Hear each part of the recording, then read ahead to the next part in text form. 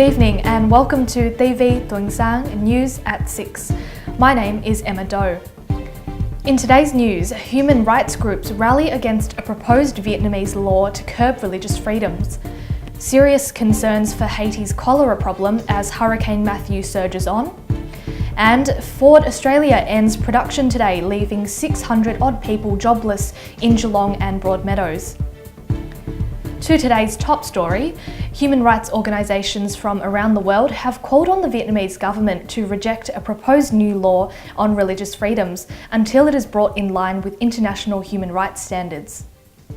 In an open letter addressed to Vietnam's National Assembly President, human rights organisations voiced concerns over lengthy government approval processes for religious organisations to operate legally.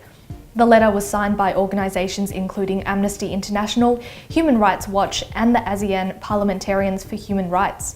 They say the law places unacceptable restrictions on the right to freedom of religion or belief and other human rights in the predominantly Buddhist country. The draft law has been revised several times and has drawn strong criticism from many religious communities. It's expected to be voted into law by the National Assembly at some stage in the next 2 months. In other world news, health officials in Haiti are preparing for a surge in cholera cases across the storm-battered country. Hurricane Matthew has wreaked havoc on the country's infrastructure, cutting remote areas off from access to healthcare and adequate sanitation. Haiti has struggled with the potential fatal waterborne disease since 2010, and it's feared the hurricane's damage will only exacerbate problems. Residents in the US states of Florida, Georgia and South Carolina are preparing to flee inland as the storm surges towards the southeast coast. The hurricane has so far claimed about 300 lives, most of those from Haiti. Dozens of new prisons are to be built in France as part of the country's latest battle with Islamist radicals.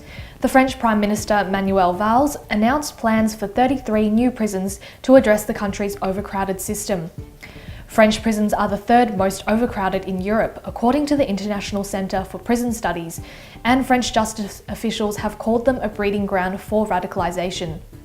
About 325 prisoners are listed as having links with terrorist groups. A further 1,400 prisoners are estimated to be willing to fight for radical Islamist causes. It's hoped prison expansion will alleviate the problem. Pakistan's parliament has unanimously passed legislation against honour killings. In a session broadcast live on Pakistani TV, both houses of parliament approved a law that would prevent killers getting away scot-free if pardoned by family members. A Pakistani senator told CNN News that killers would now face a minimum of 25 years in jail. An honour killing is where a male family member kills a woman who has brought shame upon the family. The Parliament's decision comes 3 months after a feminist Pakistani social media star was killed by her brother. A leading member of the UK Independence Party is recovering in hospital after he was punched by a colleague during a party room meeting. UKIP member Stephen Wolfe collapsed after leaving a voting session and was shortly hospitalised. While a UKIP spokesperson said he had suffered an epileptic-like fit, other UKIP members said they saw punches being thrown following heated arguments at the party meeting. In a statement to media, Wolfe said he is currently in stable condition. A compensation program for victim survivors of sex abuse by priests has been announced by the Roman Catholic Church in New York. The program would allow those shut off from filing a civil lawsuit to seek compensation directly from the church. In New York State, a statute of limitations prevents victim survivors from launching a lawsuit if more than 3 to 5 years has passed since the abuse.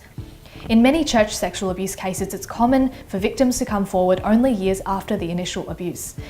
While the announcement to help victims has been welcomed, advocacy groups remain sceptical and fear the church is continuing to protect abusers. To news in Vietnam. Vietnam and Iran have pledged to boost future trade to $2 billion, reportedly increasing the volume of bilateral trade to 5 times the current size. Iran's President Hassan Rouhani is in Vietnam on a 3-country swing through Southeast Asia. He met with his Vietnamese counterparts in Hanoi yesterday to discuss the expansion of bilateral ties. Rouhani, who was elected on a promise to normalise relations with the outside world, praised ties with Vietnam after both sides signed several deals. According to Iran's official IRNA news agency, trade between the two countries hit $350 million last year. Meanwhile, officials in Singapore say a Vietnamese woman has been jailed for 10 weeks and fined 1,500 Singaporean dollars for entering the country on a fake passport. The Immigration and Checkpoints Authority said Nguyen Thị Bích Liu had previously entered Singapore on several occasions using a Vietnamese passport bearing her real identity. In March this year, Nguyen attempted to pass through immigration at Changi Airport with a Vietnamese passport under a different name and date of birth. She was arrested almost 1 month later when she tried to leave for Ho Chi Minh City. She was charged in court yesterday. Back to news in Australia. Australia and the United States have strengthened their commitment to joint military cooperation. In meetings this week, the Australian Defence Minister Marise Payne agreed for both countries to share the $2 million operational costs of the US Marine base in Darwin. Payne met with the US Defence Secretary to also discuss doubling some 1,250 US Marines currently deployed in Darwin. The move aids the US's pivot to Asia, where the superpower is watching closely over China's movements in the South China Sea. The last Australian-made Ford Falcon has come off the production line today. Ford is the first of the big 3 car makers to close its Australian doors after 90 years of manufacturing. About 400 workers at the company's factory in Melbourne's north and 200 at its Geelong plant are losing their jobs. Ford has been manufacturing in Australia since 1925, starting in Geelong. The Broadmeadows factory opened 34 years later and Falcon production began in 1960. More than 3.8 million Ford Falcons have been made in Australia over the years. That's all from TiVi Tuan-san, News at 6.